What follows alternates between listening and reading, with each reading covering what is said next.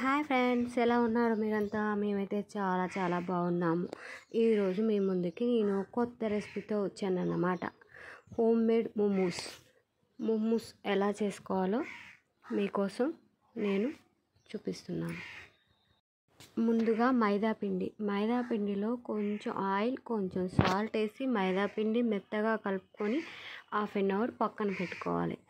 ఇది స్టఫింగ్ కోసం చికెన్ అనేది కీమా తీసుకొని చికెన్ కీమాలో అల్లం ముక్కలు, వెల్లుల్లి ముక్కలు, ఉల్లిపాయ, కొత్తిమీర, టమాటో సాస్, చిల్లీ సాస్ వేసుకోవాలి. ఆ చికెన్ కీమా చేసుకున్న తర్వాత ప్యాన్ పెట్టి ఆయిల్ వేసి తాలింపులో ఉల్లిపాయ, అల్లం ముక్కలు, వెల్లుల్లి ముక్కలు వేసి చికెన్ మగ్గించిన తర్వాత చికెన్లో కొంచెం సాల్ట్ వేసుకొని, కొంచెం గరం మసాలా వేసుకొని, చిల్లీ సాస్, టమాటా సాస్ వేసుకొని దించుకోవాలి.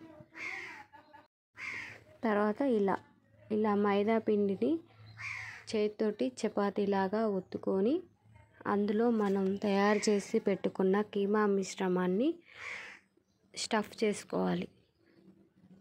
స్టఫ్ చేసుకున్నప్పుడు ఇలా షేప్తో మోదుకాల షేప్లో చేసుకుంటే టేస్టీగా వస్తాయి అన్నమాట. చాలామంది ఈ మోమోస్ అనేవి ఇంట్లో చేసుకోవడానికి వస్తాయో రావో అని డౌట్ పడుతూ ఉంటారు. పర్వాలేదు, నేను చెప్పిన విధంగా కనుక ట్రై చేస్తే మోమోస్ చాలా చాలా అంటే చాలా బాగుంటాయి. ఇలా ఈ చికెన్ స్టఫ్ అనేది చూసారా, కీమా ఇలా వస్తుందన్నమాట.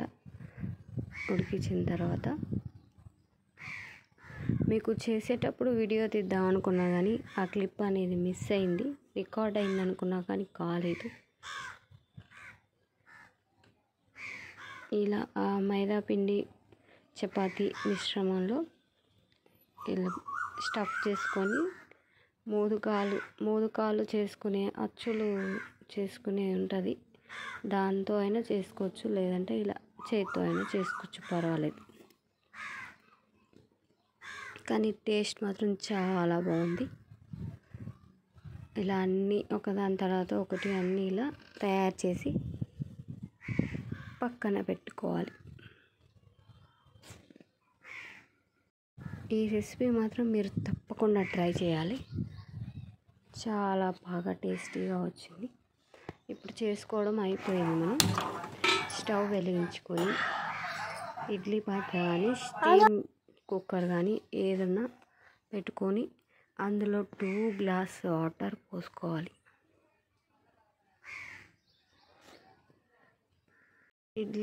ఇడ్లీ స్టాండ్ పెట్టుకోవాలి.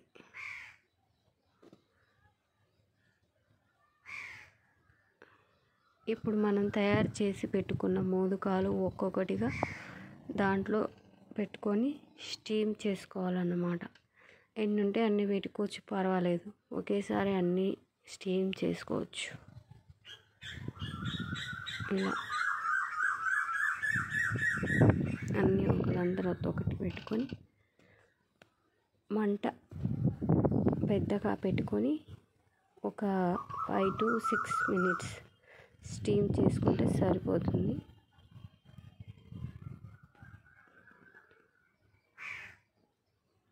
ఇది ఒక్కటి వెరైటీ షేప్లో చేశానన్నమాట. మూత పెట్టేసుకోవాలి, మంట పెద్దగా పెట్టుకోవాలి.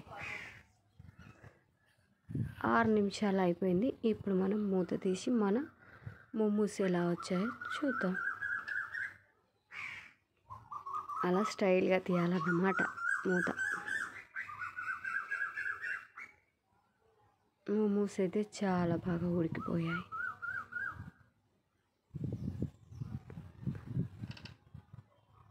చూడటానికి చాలా బాగా వచ్చాయి అన్నమాట. ఇప్పుడు వీటిని మనం సర్వింగ్ బౌల్లోకి తీసుకోవాలి. ఒక్కొక్కటి మనకి నచ్చిన ప్లేట్లో తీసుకొని డెకరేట్ చేసుకొని టమాటా సాస్తో తింటే ఎమ్మీగా ఉంటాయి. ఈ వీడియో కనుక మీకు నచ్చినట్టయితే లైక్ చేయండి, షేర్ చేయండి, సబ్స్క్రైబ్ చేసుకోండి, సపోర్ట్ చేయండి ప్లీజ్.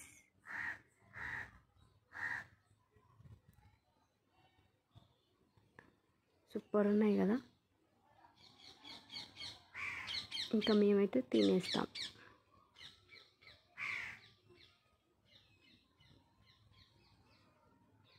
మీరు రెసిపీ ట్రై చేసి ఎలా ఉందో మాకు కామెంట్ బాక్స్లో కామెంట్ చేయండి. చూడండి ఎంత స్మూత్గా.